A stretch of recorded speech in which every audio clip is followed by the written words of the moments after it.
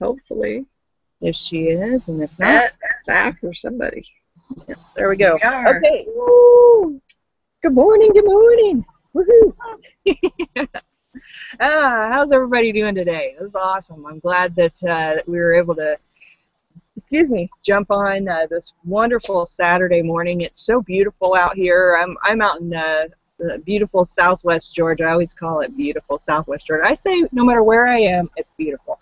But that's the attitude that I like to have. You know, I mean, I could be like in the inner city of I don't even know where, and I would still be like, I'm down here in downtown deep inner city of Atlanta, and it's beautiful today. I'd still say that.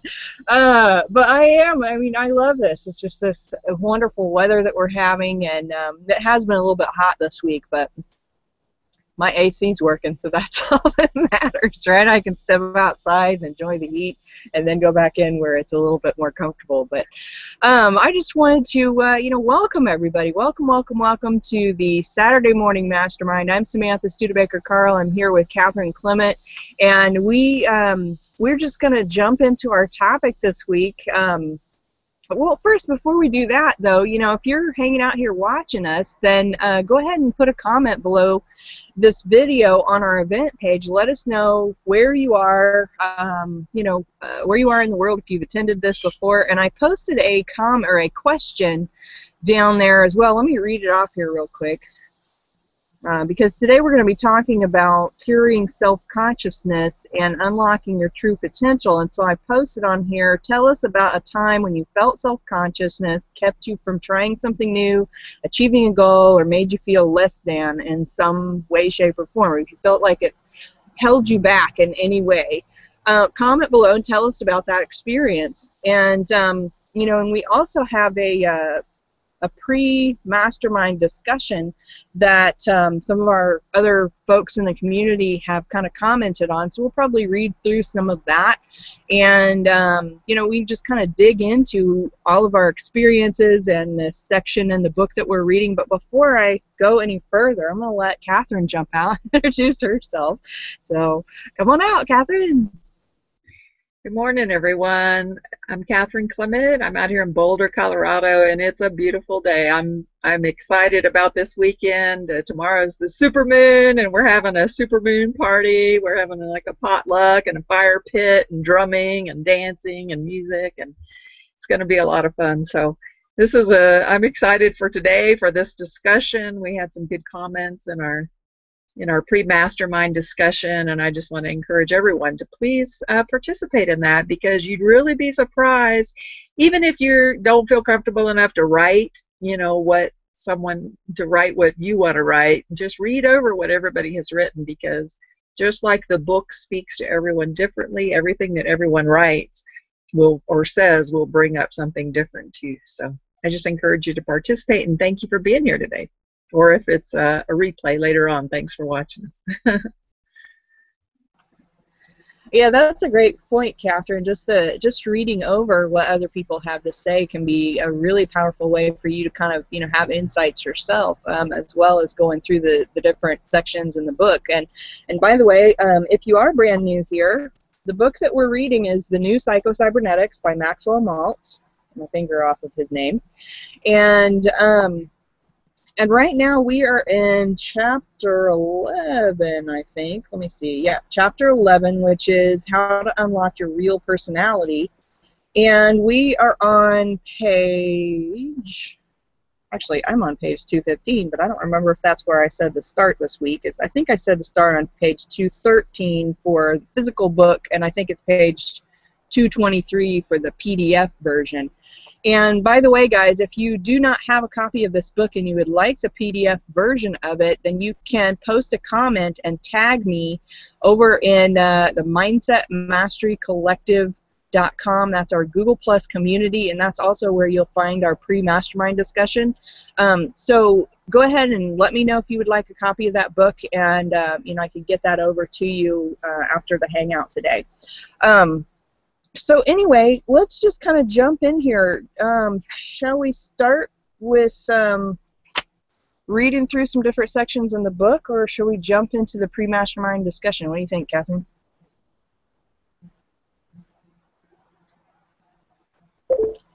I can't hear you. Let's go to the discussion. Okay. Sorry. All right, cool, cool.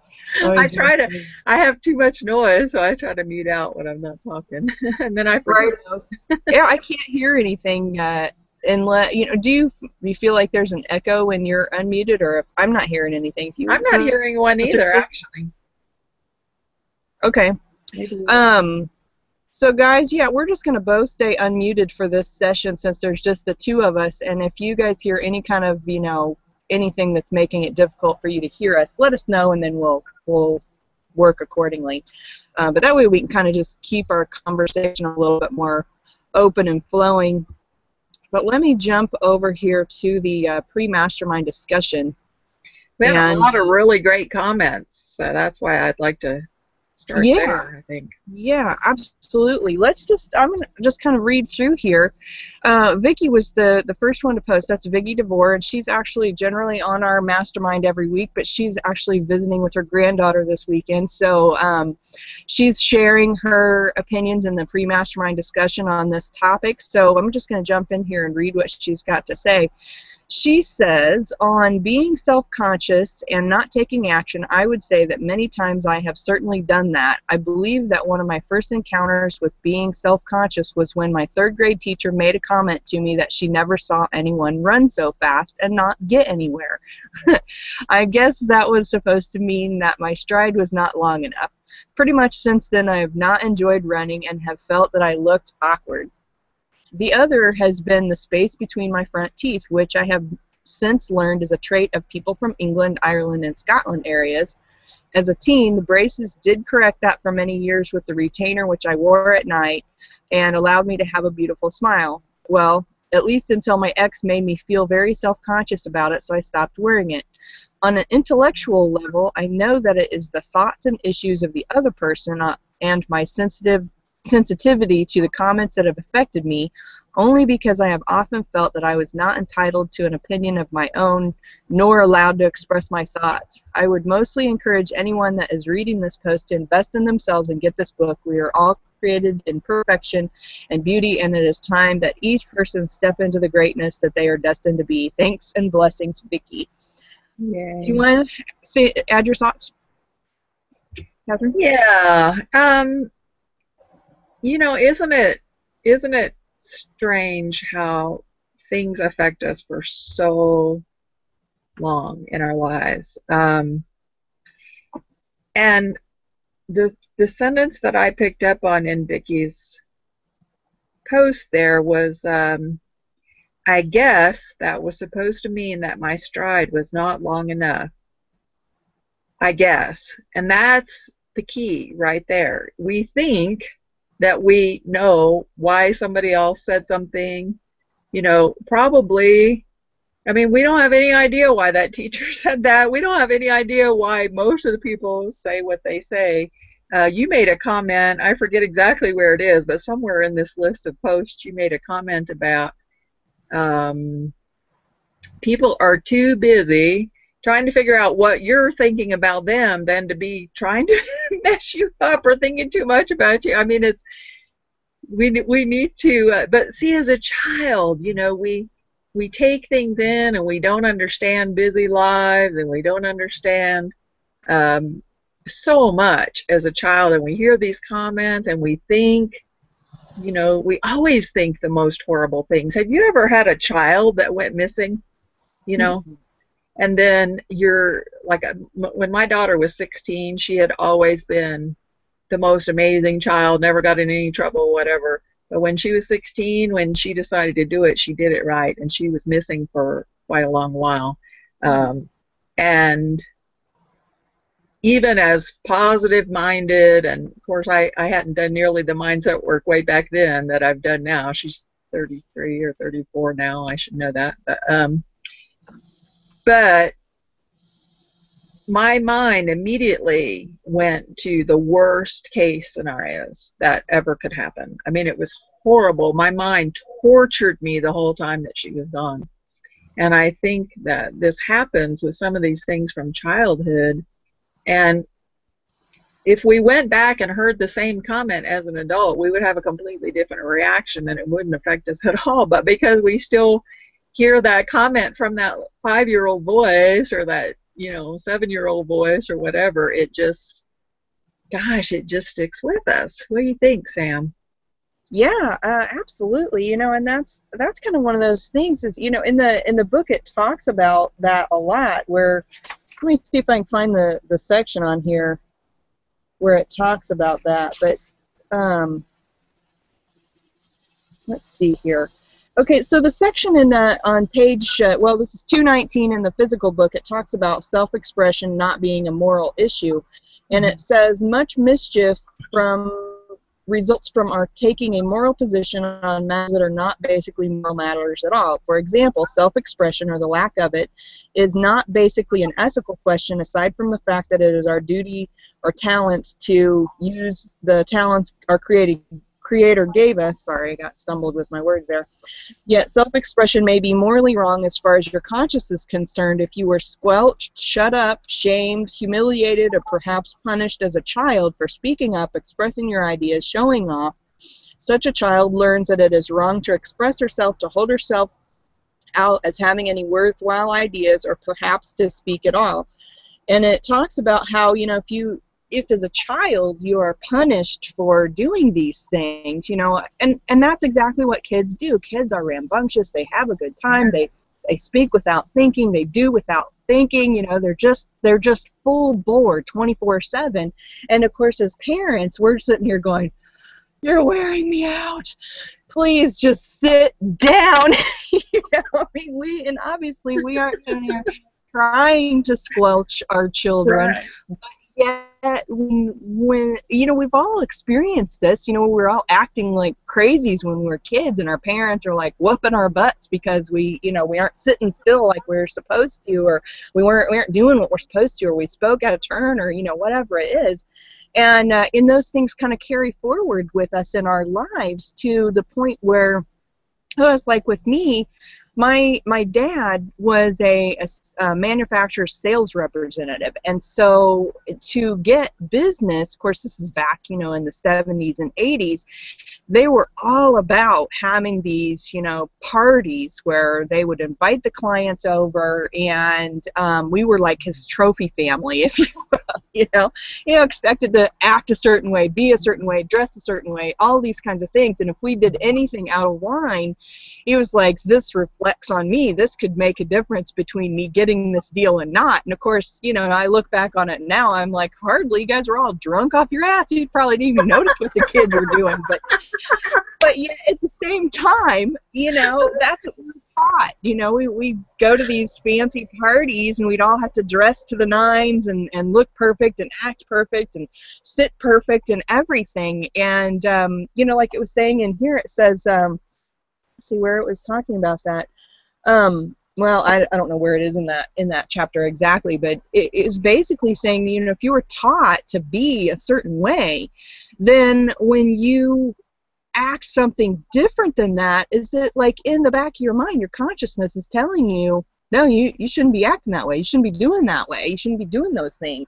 Mm-hmm. And so if you were, and and I think back on that now, and I wonder if maybe some of that, that expected behavior of me, of being quiet, sitting there looking pretty, and not going and being outgoing, is part of what caused me to have a lot of the shyness that I have, because it's completely funny, because my dad, being a salesman, he didn't talk to anybody, be around anybody, and start a conversation with anybody, and blah, blah, blah, blah, but at the same time, I'm always sitting there on the sidelines, not trying to get up in the conversation, and that carries forward to, even now in my life, I'll go to, big events, mm-hmm. and I'll find myself just kind of sitting there and not interacting with people, and it's not because I don't want to, it's mm-hmm. like I have some kind of like invisible barrier between me and everyone else. It's the weirdest thing, unless unless people come up and talk to me. And of course, I think that comes back down to the, what's that one of those sayings, or I don't know if it's really a saying or if it's just a something you probably heard when you were young, is, don't speak unless you're spoken to, kind of thing, Yeah, for sure. And, so it's interesting to me that, I look, as I do more and more personal development, and I look back into my past and I explore those things in my past, as I realize, okay, well, this is where maybe this stemmed from, and it wasn't like I was raised in an abusive family or anything like that. My family was wonderful, but I look back on these situations and I'm like, well, maybe that's why this is how I am, because it talks about just that, that whole moralistic side of it. If you do something outside of what you were taught to be, you feel maybe it's not, you don't think consciously this is immoral, but your subconscious says this is how you're supposed to behave, and so therefore if you behave outside of that, you feel like you're doing something wrong. Yeah, absolutely. So that's kind of my thought on that. And we, a lot of it, like you said, is subconscious, where we're not even aware of it. We're not, like my story with the floor and the mop, we're just not even aware of this stuff. And it just, that's why this mindset work is so important. And being in a mastermind, not just reading the book by yourself. I mean, yes, there's immeasurable value there to read the book by yourself, but to actually share, listen to how it affects other people, and to have other people share their insights, is just priceless, because there's stuff that you miss in the book. You know how when you have a favorite book, you can read it like 10 times and it'll speak something different to you every time, or I guess the Bible's a lot like that. It says something different to you every time. And movies that you watch, all of a sudden, like, I bet you one of my kids, well, my favorite movie was The Wizard of Oz as a kid, and then my kids, of course, fell in love with that movie. So between the two of them, I bet I've seen that movie hundreds and hundreds of times. And yet, when I was, I don't know how old I was, but as an adult, I was in an abusive relationship, and I was like just at the pits of despair, and I put that movie on because I just wanted something to comfort my heart right then. And I put that movie on, and I heard a line in that movie that I had never heard before, it didn't jump out at me. And it was the line that gave me the courage to leave that situation. So it's just crazy how different things jump out at us. And sometimes even in your deepest, darkest moments, and I've had some really deep, dark ones, so I can speak from experience here. I don't know how it happens. Oh, gosh, I hope I don't tear up here. I don't know how it happens, but somehow God, the universe, whatever you want to call it, speaks to us. Maybe it's through another person. Maybe it's through a quote in a movie or something like that. Sometimes it can just be like 5 words, or, it can be like the simplest of things that just can change everything. It can change your entire perception of your entire situation. And that's what this work is about.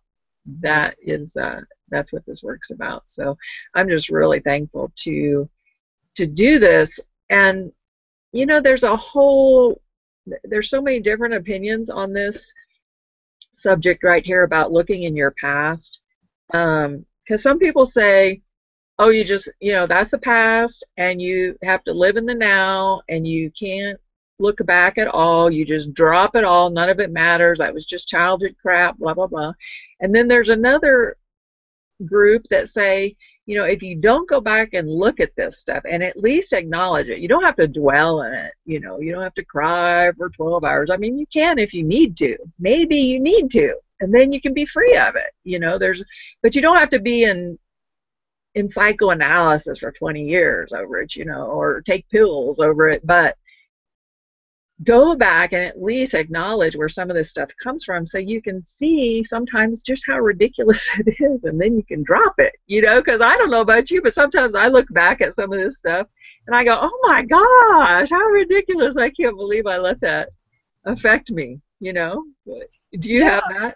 Yeah, I agree, and I think the other thing is just having that knowledge of, they say that the more knowledgeable you are on the personal development side, the more that you know, the better that you're going to be at overcoming some of the things that you have going on with you. So if it's good to read these books, and it's good to listen to audios, and it's good to do the personal development side of it and work on improving yourself, then it can only be beneficial to identify where some of these issues come from, not so that you have to dwell on them like you were just saying, but yeah, so that you can at least identify them and go, oh, that makes sense. Now I know what caused it in the first place. And so when I have that situation come up, so like if I was talking about the situation where, the shyness in public situations, if I sit here and I go out into another public situation and I'm, really wanting to interact with people and I'm feeling weird, like I'm not feeling outgoing or whatever, is then I can think back and be like, the only reason you're feeling this way is because when you were little you were told to stay quiet. You don't have to be quiet. That you're the person who's supposed to be interacting, not the person sitting there looking pretty and being quiet, right?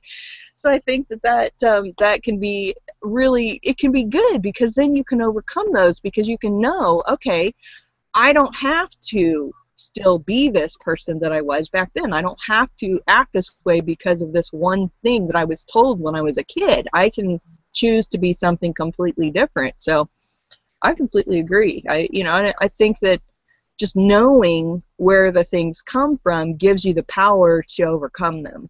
Absolutely. So And before we Dan, move, oh, sorry. sorry. Go Before we ahead. move forward, though, I want to just say welcome to the folks that are posting on our page out there. And welcome, Sandy. Glad to have you here. And Jason, welcome.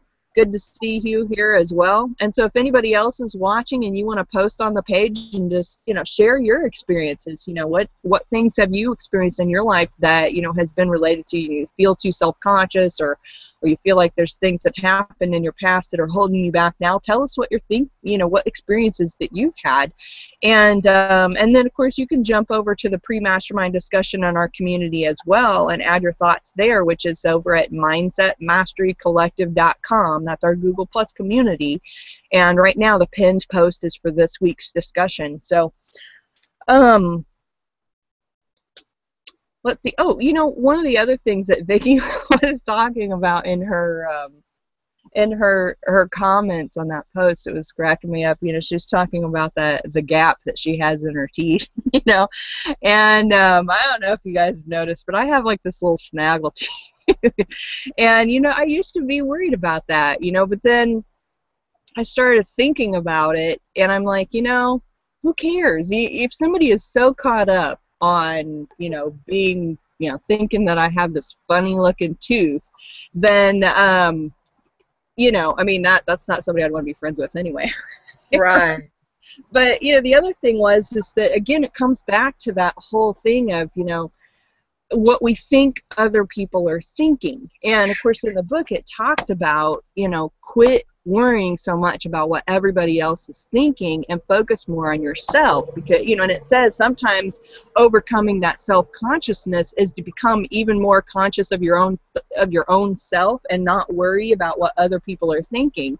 And and that's kind of a big key right there. And of course it's been a long time since my tooth really had bothered me in any way. I think it was when I was a teenager that was an issue, but it was when I saw I think it was the singer Jewel. I think that's what her name is. She has like crooked teeth, and when I noticed that, I was like, dang, if this girl can have crooked teeth and be so successful, then I should really give a crap less.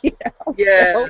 So, and ever since then, that's what I get commented on more than anything else is my smile. And that's that's powerful when you think about it, and you can have something so at one point in time that caused you all this self-conscious issues, and then have that be like one of your greatest assets, if you will, to some extent. But yeah, let's jump over here and see what folks are saying. Oh, thank you, Sandy. You're so sweet. Jason says, hello, I have been here watching. Just wanted to say thanks for the invite. I get a new or refreshed perspective from these masterminds. That's awesome, Jason. We're glad to have you. And if at any point either, if anybody wants to, add to the conversation and be on the panel here with us and share your thoughts live, then, hit me up and let me know. I'd be happy to have you on as a guest, and we enjoy hearing from you as well. So, okay, so let's jump back over to our pre-mastermind discussion and see what other folks have to say. One of the things that Dan talked about, because like you said, if we look back and we acknowledge where some of this stuff comes from, well, then what do you do?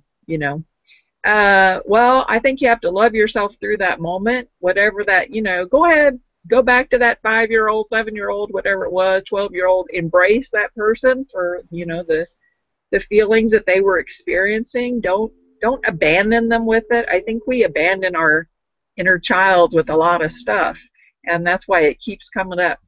So go back, sit with them for a little bit, and hold them through that.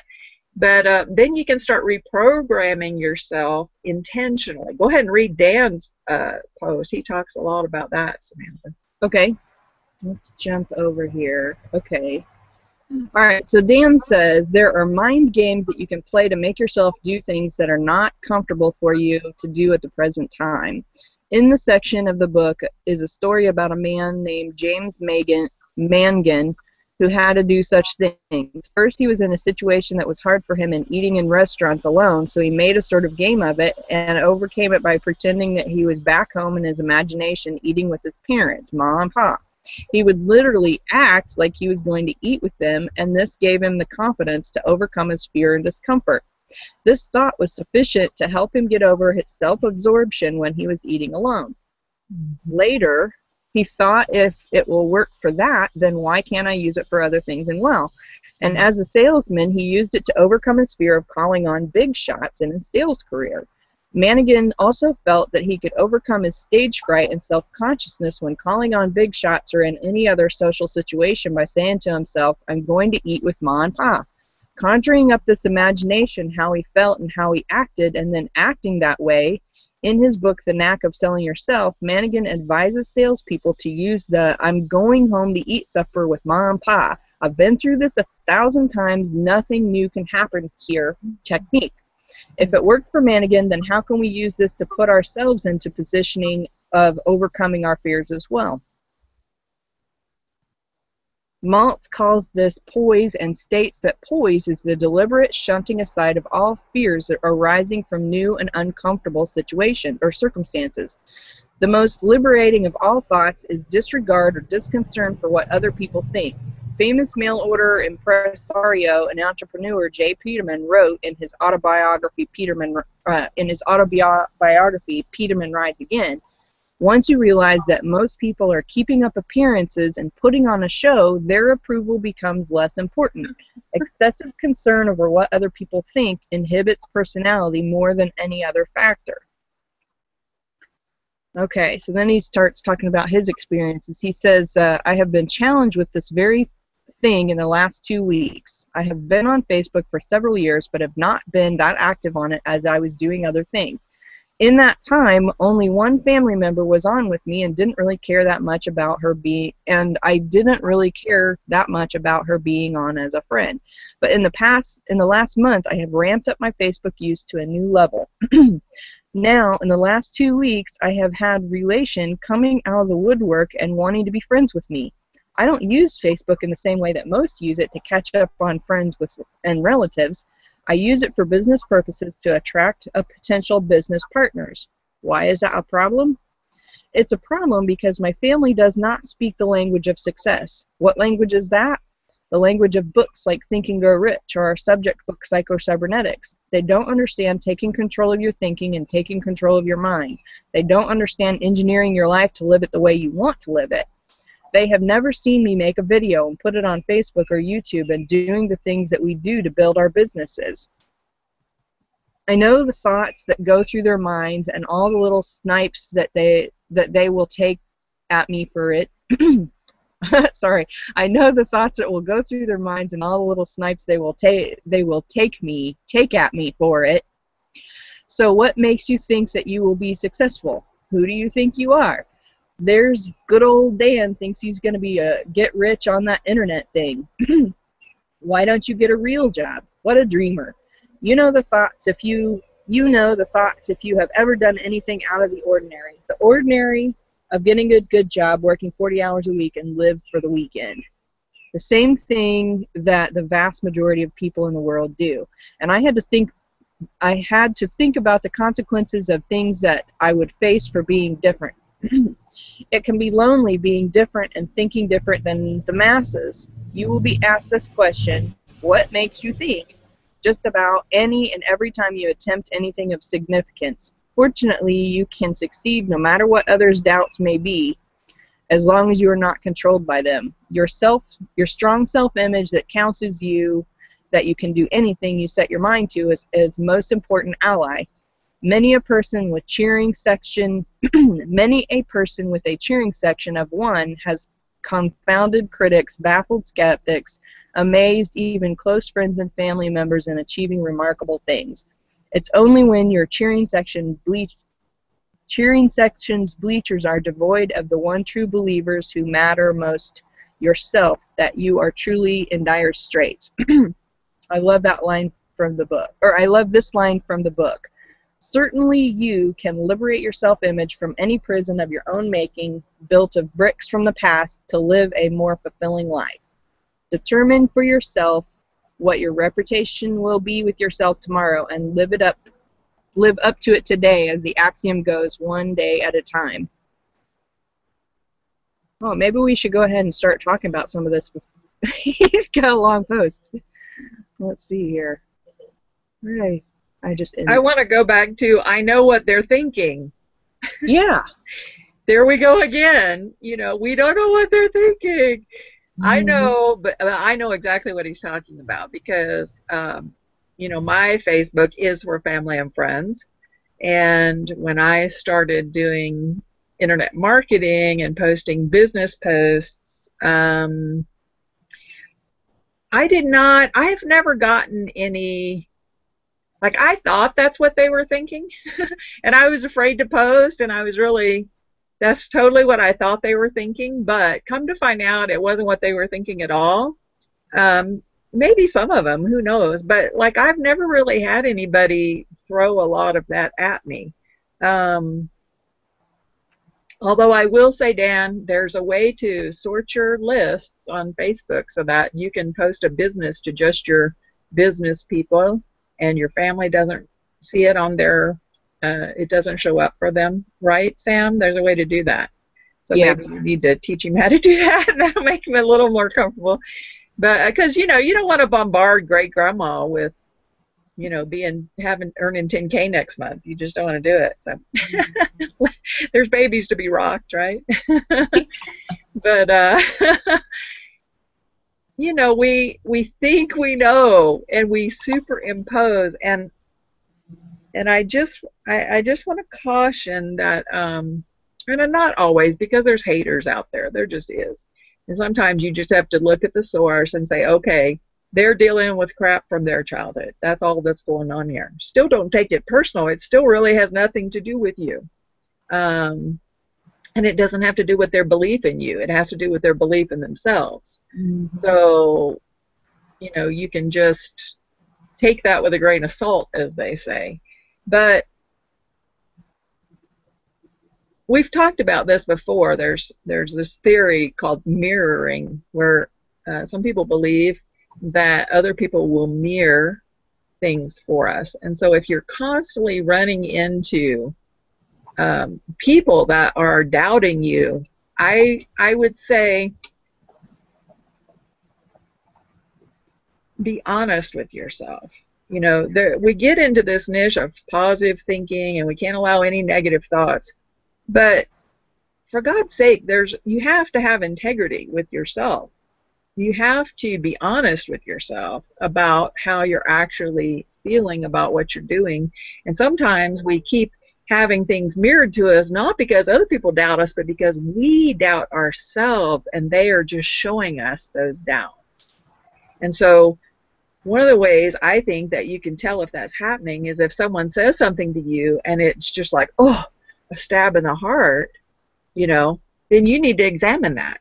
That's like a huge hello, what is it about yourself that you're insecure about? Or it wouldn't stab you, because otherwise people say stuff like that and you're just like, shh, not that you disown people or you walk away from your family. My God, I see so many people in this niche that their family shows a little bit of concern for what they're doing because they don't understand the business. And people just literally walk away from their families. And I'm like, oh my gosh, don't do that. Don't do that. I mean, you don't have to have your whole life and day and every moment, depending on if they're happy for you or what they're saying about you or whatever. But gosh, don't disown your family, people. I mean, if they're expressing concerns, it's because they love you. Maybe they don't understand it. Maybe they'll never understand it. But you can't just say, oh, well, you don't believe me, so I'm, never talking to you or whatever. These are real people. Yeah. Well, and here's one thing that and for me, I come from a slightly different perspective, I guess you could say, because, multi-level marketing or home business has been a part of our family ever since I was young. My dad was in Amway, and he's been in like 50 different MLM companies ever since I was little. And of course, he's always tried to get me in there, and my sister's been in them, and me and my sister and my dad have all done something in some way, shape, or form trying to work a home business and become more successful outside of the traditional job situation. And even when I worked as a pet groomer, I still was an independent contractor, and then I opened my own salon, so I still was self-employed. I've been almost self-employed ever since I've been working outside of high school.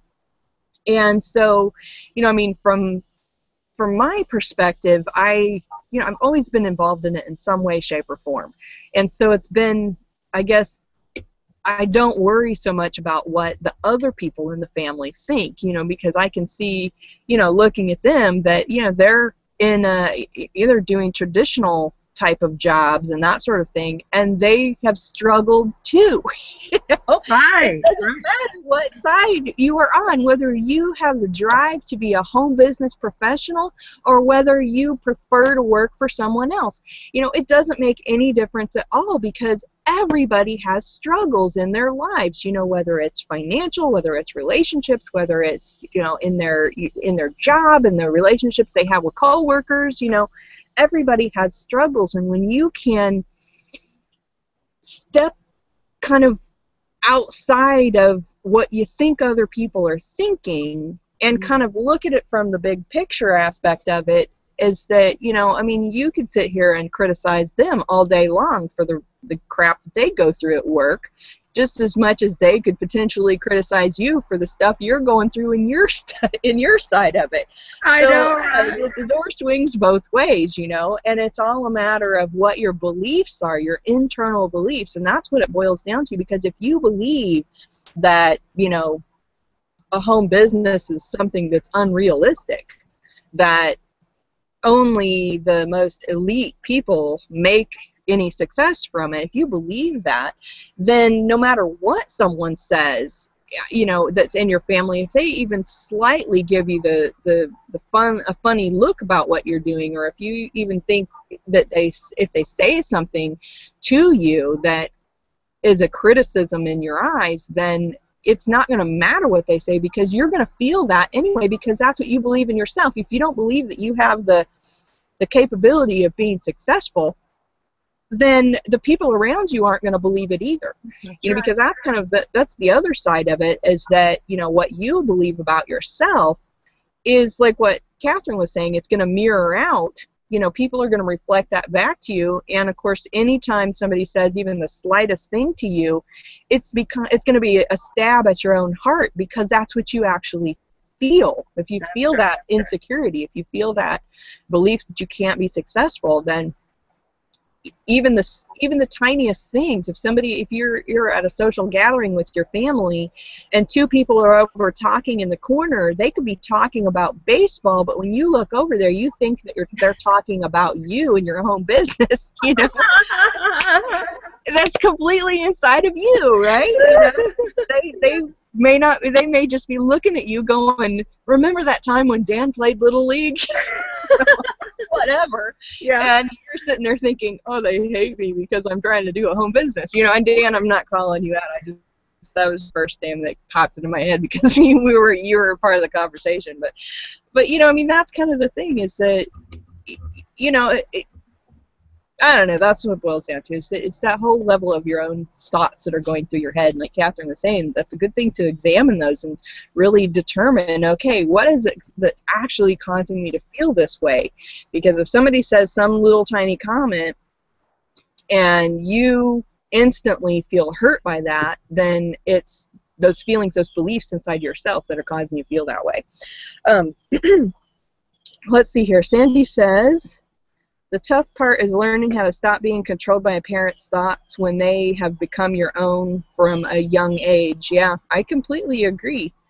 And it talks about that in the book too. Is it just, if you've been taught to act a certain way, and Vicki was talking about that too. And Sandy, she was also talking about that in her comments, where she was saying, her mom was expected them to act a certain way, just like when I was talking about my dad, that we were expected to act and be and do a very certain specific way, and if we acted outside of that taught behavior, we would get in trouble. And so then that gets ingrained into your personal beliefs, and you start to think that if you act outside of that normal way, then you're bad, And of course, with me, I grew up in, a Christian school, so I went to Christian school for like most of my entire school years, and we had very, very strict guidelines on how we were supposed to behave, and every single thing that you would do that was outside of the guidelines or the rules at school was a sin. And of course, we all knew you sinned, you were going to burn in hell, So when you start to think about those things, if you act outside that norm, if you think that even the slight little action outside of the norm of what you were taught is going to make you burn in hell, imagine the things that are coming up in your subconscious telling you don't do those things because you're going to burn in hell. Oh my gosh. So, and what's funny to me also is that we talk about these and we look back on them and we're like, oh my God, they really were teaching us these things when we were little. And at the time, I'm like, oh, it wasn't any big deal. I had a great family life I had a great life when I was young. I had all the, I wasn't beat, right? But yet at the same time, we all have had things that we were taught when we were young that carry forward in our lives, just like those statements that we learned when we were kids, money doesn't grow on trees, and rich people are evil, and and so if we believe those things, then we hold ourselves back from making money easier. We hold ourselves back from becoming rich because we think the rich are evil, and we don't want to be evil, right? Because we'll burn in hell. Absolutely. Yes. Nobody wants to burn in hell. So don't do it. Oh man. I wanted to read a section in here. Let's see, where was it? Hold on a second. Okay, and this probably goes right along with this. Okay, so this is going to be a section here. Okay. Wait, actually, hold on a second. There's another one I want to read too. While Okay. you're finding that, before I forget, I want to throw in something. One of the things that stuck with me from childhood that I know is affecting my business these days is somewhere, I don't know when, but at some point I either was told or I felt like I wasn't good at math. And I still carry that. Like I say that to myself. I'll go to say we're do taxes or something like that, and my brain is just like, no, I can't do it. You know, I can't do numbers. I'm not good at math. And I'm like, what?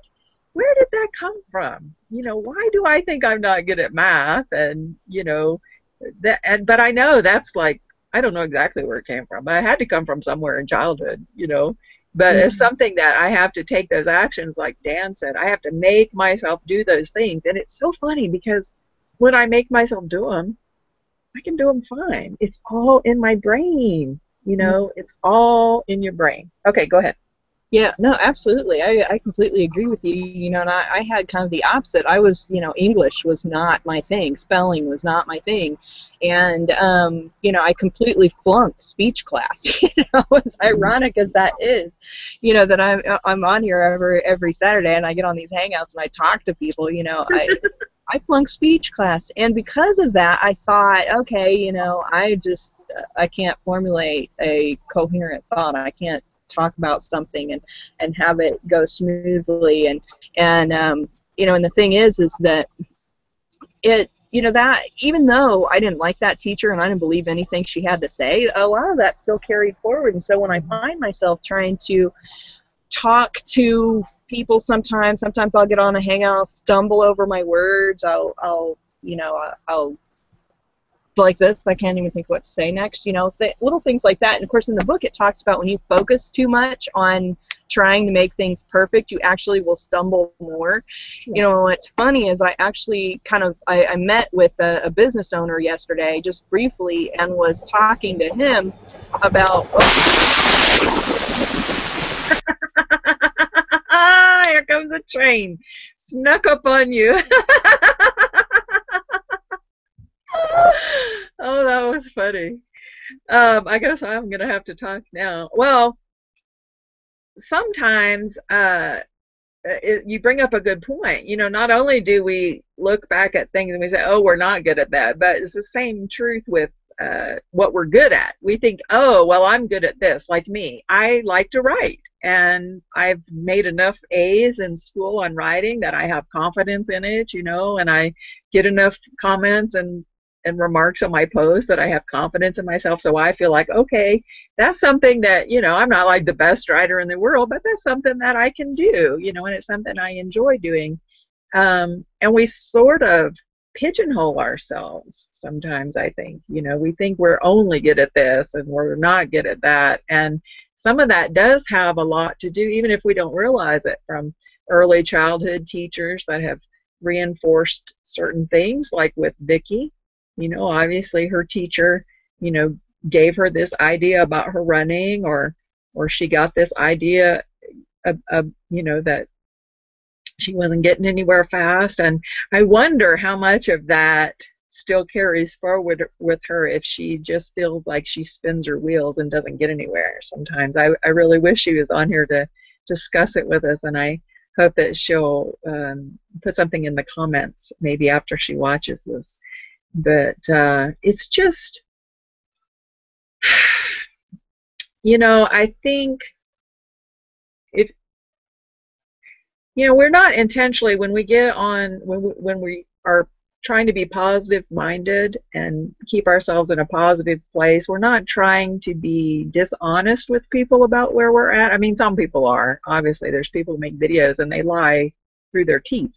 But the people with integrity, you know, they're not trying to present themselves as something that they're not or anything. It's a mindset that you try to keep yourself in, and it is sort of a denial of reality in a way. But I think sometimes we deny too much, especially to ourselves. I mean, we might put a pretty face on for everybody else, but if you try to just keep that pretty face on all the time and you never admit where you're at, you don't know where you can't move forward because you don't know where to start from, because you're not admitting where you're at. So I think there's a lot about you, and at least to your own heart, whether you admit it to, you know, I think it's probably good to admit it to other people too, but even if you don't want to do that, at least to your own heart, admit when something hurts, because it's a message for you that you need to address. Otherwise, it wouldn't hurt. If it doesn't hurt, there's nothing to address, you know. Well, it might pop up later and bite you in the butt, but okay, go ahead, Sam. the train's going? You know, it's amazing to me that a train can sneak up on you. It just goes to show we're so involved in our conversations. You know what? I didn't hear anything until it came right on the other side of my camper, and there it is honking at us, and I'm like, yeah. Oh man, that was so funny though, because Danielle's here, yay! Danielle, welcome. So we had this one video I was watching not too long ago. Well, it's been a little while ago, and it was a sales video, and it was talking about teaching you how to do a sales video. And in the middle of your video is just doing something to break state for your viewers, right? So that if your viewers are like, their mind's wandering or whatever, it's bringing them back to the right now. Well, that was my break state. There you go. Train. If you weren't awake, you are now. I know I am. Welcome, Danielle. Danielle, thanks for jumping on here with us. Did you get a new haircut, or do you have your hair pulled up? I can't tell. This just looks different. This morning. My apologies. Oh my goodness. No problem. No problem. We're glad that you were able to jump on. Have you been following along with any of the conversation so far? No, actually, I just jumped on. I had to wash my face off. So my apologies today. No worries. We're glad to have you. Here and see if anybody's posted anything on the page. Okay, so all right, so we're still. I have no idea what you just said, Catherine, because the train is so loud I couldn't hear you. I actually kind of read through that section I said I was going to read through, and we already covered everything in there. We'd just be rehashing what we were already talking about in the next session too. So I think actually we should go ahead and kind of jump into some of the training exercises that it gives for overcoming this excessive self-consciousness. And one of the first one is this disinhibition. And I want to read just a little section of this, and then we can talk about that, and then we can go ahead and read this all the training exercises, and then we can kind of talk about those a little bit. But let me get back over here to the right page so I can see you guys. Okay. All right. So this one section says disinhibition, a long step in the opposite direction. If you are among the millions who suffer unhappiness and failure because of inhibition, you need to deliberately practice disinhibition. You need to practice being less careful, less concerned, less conscious. You need to practice speaking before you think instead of thinking before you speak, acting without thinking instead of thinking or considering carefully before you act. And, I was thinking about this when I read this section. The first thing that popped into my head was that movie. I don't know if you guys have seen it, but Yes Man. It was like a Jim Carrey movie, and the personal development speaker says, say yes to everything. If you want to change your life, quit holding yourself back and just say yes to everything. And, I got to thinking about that, and I'm like, when it's talking about don't worry about what people are thinking, speak without thinking, do without thinking, all those things. I'm like, in that movie where he was like super inhibited, he was worried about what everybody was thinking, his life was just kind of doldrum, and then when all of a sudden he just started saying yes to everything, his entire life changed. He started having more fun, he started doing more fun things, he got a girlfriend, he had all these things happen for him. And and it's powerful to think that something as simple as just stop holding yourself back or stop letting yourself be so inhibited could make such a huge difference in your life. And of course in that movie, it's a little bit exaggerated. But I mean, realistically, how many times do we say no to stuff that, is just something simple that really doesn't make any sense to say no to it, other than the fact that we're like, oh, well, I'm not sure I'm comfortable with that, or, whatever. So I think that's a powerful thing to do. What do you guys think? Yeah, I do too. That can fall into a lot of different areas. If you were held back as a child even, and it kind of is developed into a way of being fearful of everything, that you don't want to try new things, new restaurants, new experiences, giving yourself the opportunity. I had to go through that transition way back when. I was very held back. was raised in a really strict religious family, and so they had so many restrictions. I didn't know how to dance. I didn't know what rock and roll music was. I didn't see my first R-rated movie till I was almost 19 years old. And I remember it was Rocky. And I remember I was engaged at the time, and my fiance and their friends are like, come on, we're going to go see it. You're being silly. And I was like scared to death to go. And it was a new experience. And I know it sounds so crazy saying it, but you know, it took me years to overcome so many different things. And then other things that some people are fearful of, I would jump right in because it was what I was around and I was accustomed to. Yeah. I wish you could have been here for the whole conversation, because we've been discussing just those sorts of things. And it's, I think, you know, if you look back at at least when I look back at my life, even the most messed up parts, there was something very perfect about it all. And so I think we spend a lot of unnecessary time worrying about what we're doing right now, what we're going to do, what we did. It's all perfect. Just do something that you love. Just do it. Because it's going to be perfect no matter what happens. It's still going to be perfect, you know, because every situation, whether we see it as good or bad, is adding to our growth and our understanding of ourselves, and you know, our ability to communicate with it. Sometimes bad stuff happens just so that you can empathize with someone else in a situation. I mean, you just never know why things are happening. So I think we just need to get over ourselves a little bit and just you know, not just a little bit, Danielle.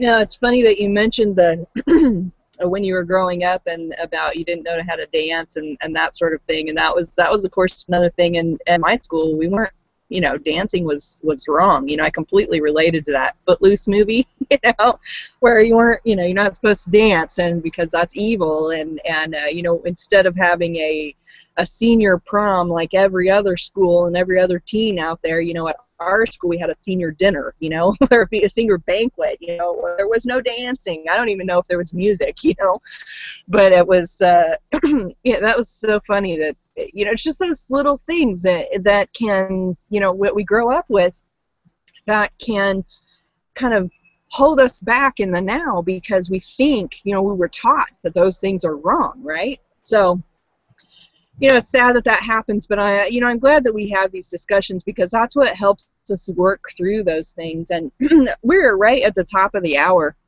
So guys, I'm going to actually just going to take these mental training exercises from the book and post them over in our community, and you guys can add your thoughts to, you know, each of these exercises kind of gives you a different idea of how to go about overcoming some of this self-consciousness and some of these, you know, internal beliefs that are holding you back. So if you read through that section and then, you know, comment below on your experience. Have you tried any of those things? Or if so, how did it work for you? Or, you know, what are some of your experiences as far as, you know, just everything that we've been talking about so far? And again, our community is mindsetmasterycollective.com. You go over there, add your thoughts. And with that, I'm just going to wrap it up for today. If you guys have anything else you want to add before we jump off, I'm sorry that we didn't have much conversation for you today, Danielle. But next week. Exactly. All right, guys. Have an awesome, amazing, and wonderful rest of your weekend, and we'll see you again here at the Saturday morning mastermind.com at 10 a.m. Eastern, and we'll be jumping into chapter 12. Which it says, do-it-yourself tranquilizers that bring peace of mind. That'll be interesting conversation. So, okay, guys, have a great weekend, and we'll see you next week. Bye for now. Thanks for coming, everyone. Have a great day.